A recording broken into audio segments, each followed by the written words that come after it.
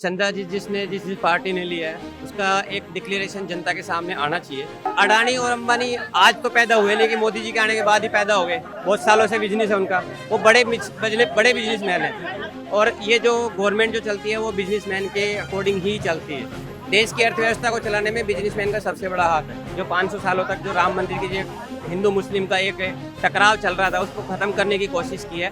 2 बार continue 25-25 सीटें आई sir, तीसरी बार 25 सीटें आएंगी। एम्स से भी बढ़िया हॉस्पिटल खुले हुए हैं सर। 4-5 तो मेरे राजस्थान में ही है, 6-7 आपके हरियाणा में है, जो एक झज्जर में खुला है। नमस्कार, मेरा नाम शिवम चौबे है और आप देख रहे हैं सौगंध टीवी। आज हम मौजूद हैं दिल्ली के चांदनी चौक इलाके में। जैसे जैसे चुनाव नजदीक आ रहे हैं, राजनीतिक पार्टियां एक दूसरे पर उठापटक का दांव चलना शुरू कर चुकी हैं। कहीं ना कहीं इलेक्टोरल बॉन्ड्स को लेकर देश भर में चर्चा है, क्योंकि आज सुप्रीम कोर्ट ने भी एसबीआई से पूरा लिखा चिट्ठा मांगा गया।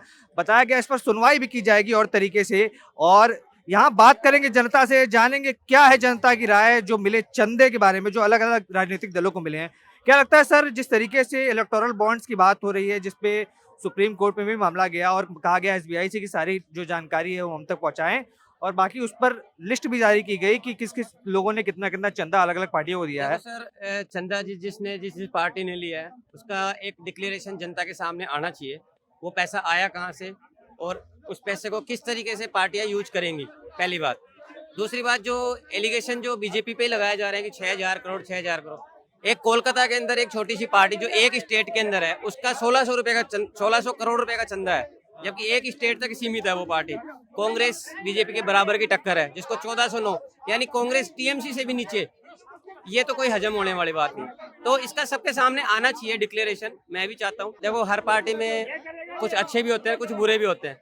बीजेपी एक पार्टी ऐसी है कि लीडरशिप उनकी अच्छी है, उनके जो डिक्लेरेशन है, जो उनके कानून बनाने की क्षमता है, पावर है, वो जनता को अच्छी लग रही है। क्या लगता है, जनता दो ने बड़े बड़े उद्योगपतियों का नाम लिया गया, चाहे अडानी अंबानी का नाम लिया गया कि सबसे ज्यादा चंदा इन्होंने दिया, इसीलिए मोदी जी इनको बचाते रहते हैं।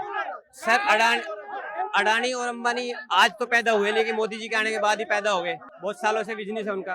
वो बड़े बिजनेसमैन हैं और वो कांग्रेस को भी चंदा देते हैं, बीजेपी को भी। उनको अपना बिजनेस चलाना होता है सर। वो बिजनेस चलाने के लिए बीजेपी की पार्टी आएगी तो बीजेपी के साथ रहेंगे, और कांग्रेस की सरकार रहेगी तो वही अंबानी जी है जो सदन में आते थे, सोनिया जी से मिल के जाते थे, ठीक है, सोनिया जी को पार्टी में बुलाते थे। आज अगर पार्टी बदल गई, सरकार बदल गई, तो वो उस तरफ आ गए। ऐसा कुछ नहीं है। बिजनेसमैन का कोई आइडिया नहीं लगा सकता। बिजनेसमैन जहाँ सरकार होगी उस तरफ होगा। और ये जो गवर्नमेंट जो चलती है वो बिजनेसमैन के अकॉर्डिंग ही चलती है। देश की अर्थव्यवस्था को चलाने में बिजनेसमैन का सबसे बड़ा हाथ है। क्या लगता है, जिस तरीके से अपने राजनीतिक फायदे के लिए उद्योगपतियों को गाली कसना हो या उनको कटघरे में खड़ा करना हो, एक तरफ गाली कसते हैं, दूसरी तरफ अन्य राज्य में जहां अपनी सरकार है वहां कॉन्ट्रैक्ट भी दिया जाता है। किस तरीके से देख रहे हैं, क्या इससे देश का नाम एक बड़े लेवल पे खराब नहीं करने की कोशिश की जाती है? सर, अगर बिजनेसमैन को पर्टिकुलर किसी बिजनेसमैन को अगर कॉन्टेक्ट दिया जाता है किसी पार्टी के द्वारा, तो सर ये कोई छोटी चीज तो है नहीं। उसका पूरा एक प्रोपेगेंडा होता है। गवर्नमेंट अधिकारी होते हैं, एक कोटेशन जारी करते हैं, न्यूज़पेपर में भी सब जगह बिड जारी की जाती है। बिड के अकॉर्डिंग कोटेशंस आती हैं, और जो कोटेशंस में लोएस्ट होता है उसको टेंडर दिया जाता है। ये सबको पता है। इलीगेशन तो कुछ भी लगा सकता है, इलीगेशन का कोई आइडिया नहीं होता सर। इलीगेशन में ये भी लगा सकता हूँ कि राहुल गांधी जी ये हैं या केजरीवाल जी हैं, ऐसा कुछ नहीं है। कुछ काम राहुल गांधी के भी अच्छे होंगे, कुछ काम आम आदमी पार्टी के भी होंगे, लेकिन सबसे बेस्ट काम जो किया है मोदी जी ने, मैं अभी तक का एक ही मानता हूँ। जो 500 सालों तक जो राम मंदिर की जो हिंदू मुस्लिम का एक टकराव चल रहा था उसको खत्म करने की कोशिश की है। उधर उनको भी खुश किया है, उधर उनको भी खुश किया है। ऐसा नहीं है जो आज से पहले चला आ रहा था सरकार, हमने बचपन से देखते आ रहे हैं कि हर जगह लड़ाई दंगे होते रहते थे। मोमडन को हिंदुओं से लड़ा दिया, हिंदुओं को मोमडन। तो उसको दोनों में एक परिप्रेक्ष्य और सामंजस्य बनाने की कोशिश की क्या गई। लगता है, भाजपा दोनों धर्मों को साथ लेकर चलने वाली पार्टी है, जैसा दोनों विपक्षी धर्मों को बता साथ ले, ऐसा कुछ विपक्षी नहीं है। बताते हैं कि कहीं ना कहीं हिंदू मुसलमान को लड़ा कर ही चुनाव जीतते हैं भाजपा वाले। ये आप अगर किसी बच्चे को भी पूछोगे तो वो ये बोलेगा कि कांग्रेस का जो वोट है वो हमेशा कांग्रेस को गया है, हमेशा कांग्रेस को गया है। मेरा नहीं मानना मानना मत। अगर आप किसी बच्चे को पूछोगे तो वो ये बोलेगा कांग्रेस का वोट जो गया है वो हमेशा कांग्रेस को गया है। लेकिन अभी की सिचुएशन में ये है कि हिंदुओं से ज्यादा बीजेपी को वोट जो कर रही है वो मोमडन पार्टी कर रही है। क्योंकि उनके जो कानून आए हैं, सीए आया है, ठीक है, 3 तलाक का जो मुद्दा था उसको खत्म करने की कोशिश की गई है मोदी जी के द्वारा। तो उससे बहुत से परिवार खुश हैं। जिनके परिवार में काफी सालों से टकराव चल रहा था, मोमडन्स परिवार में, वो खत्म होने की कोशिश है। अब की बार 400 पार का दावा किया है। 400 पार केवल राजीव गांधी की सीटें आई इतिहास के, भारत के इतिहास में। सर मेरे को लगता है कि 450 आएंगे। 450 का दावा कर रहे हैं। 450। मतलब इस बार रिकॉर्ड तोड़ रहे हैं प्रधानमंत्री, सारे प्रधानमंत्रियों का। मेरे राजस्थान में 2 बार कंटिन्यू 25-25 सीटें आई सर, तीसरी बार 25 सीटें आएंगी। तीसरी बार आ रही है। तीसरी बार 110%। सत्ता से पहले केजरीवाल जी को मैं बहुत पसंद करता था, क्योंकि वो एक IAS अधिकारी थे और उन्होंने इतना बड़ा एक आंदोलन भी खड़ा किया अन्ना हजारे जी के साथ में। तो हमने ये सोचा था कि चलो कुछ और अच्छा होगा देश के लिए, कि हमें एक ऐसा नेता मिलेगा जो जनता की आवाज़ सुनेगा।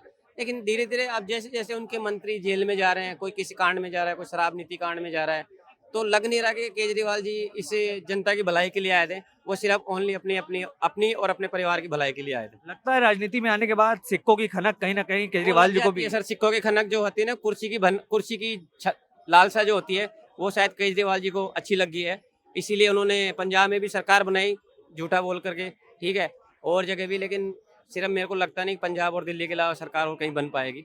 गुजरात में उनका बहुत बुरा हाल हुआ है। दिल्ली में भी साथ मिलकर चुनाव लड़ रहे हैं राहुल गांधी के साथ। क्या लगता है दिल्ली की कितनी सीटों पर जीत पाएंगे भी या नहीं जीत पाएंगे? सर खाता नहीं खुलेगा। खाता नहीं खुलेगा। खाता नहीं। बताया गया कि ईमानदारों की पार्टी है, ईमानदारी देश की राजनीति बदलने आए थे। ईमानदारी और बेईमानी का तो मुझे पता नहीं है, लेकिन काम पे जीतती है पार्टी। और आज का युवा जो है वो काम पे वोट करेगा सर। आज आप किसी भी स्टेट में चले जाओ, आपको चारों तरफ ऐसे हाईवे, इतने बढ़िया बढ़िया प्रोजेक्ट चल रहे हैं, ठीक है, वो किसी एक पर्टिकुलर पार्टी के काम नहीं है, वो सबके काम आने वाले काम है सर, और काम पे ही वोट दिया जाता है। आज आप जगह जगह देख लो सर, हमने बचपन से लेके आज तक मैंने सिर्फ दिल्ली में एक एम्स का नाम सुना था सर, और शायद आपने भी एक ही सुना होगा, दिल्ली में एम्स है। आज जगह जगह एम्स खुले हुए हैं। एम्स के मुकाबले बड़े बड़े हॉस्पिटल, एम्स से भी बढ़िया हॉस्पिटल खुले हुए हैं सर। 4-5 तो मेरे राजस्थान में ही है, 6-7 आपके हरियाणा में है, जो एक झज्जर में खुला है। कितने मेडिकल कॉलेज खुल गए, तो एक काम हो रहा है। दिल्ली में मेट्रो लाने का काम भी शायद भाजपा सरकार ने किया होगा। आपको याद हो तो शीला दीक्षित के साथ अटल बिहारी वाजपेयी की सरकार थी, बीजेपी की देन है, ठीक है, उसको आगे बढ़ाने का काम भी अब मोदी जी कर रहे हैं। तो होपफुली 430, 450, 450। तो जैसा देखा 450, मोदी जी तो 400 की बात कर रहे हैं, पर जनता यहाँ 450 सीटों की बात कर रही है। पक्का बताया जा रहा है कि जो विकास कार्य हुए हैं कहीं ना कहीं विपक्षी उसमें नाकाम रहे हैं, और भारतीय जनता पार्टी और मोदी की सरकार कहीं ना कहीं उस कार्य में सक्षम दिखाई दे रही है, सफल दिखाई दे रही है। तमाम ऐसी बड़ी खबरों के लिए हमारे साथ बने रहें, देखते रहें सौगंध टीवी। बहुत बहुत धन्यवाद। आप देख रहे हैं सौगंध टीवी, सौगंध वतन की।